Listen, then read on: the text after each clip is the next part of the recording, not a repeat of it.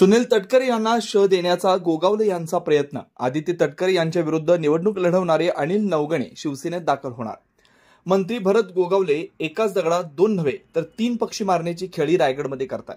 ते राष्ट्रवादीचे प्रदेशाध्यक्ष सुनील तटकरे यांना श देण्याच्या प्रयत्नात असून त्यांनी राष्ट्रवादी काँग्रेस शरद पवार गटाला रायगडमध्ये धक्का दिला. श्रीवर्धन मतदारसंघात आदिती तटकरे यांच्या विरुद्ध निवडणूक लढवणारे शरद पवार गटाचे उमेदवार अनिल नवगणे हे शरद पवारांची साथ सोडून शिवसेना शिंदे गटात दाखल होणार आहेत.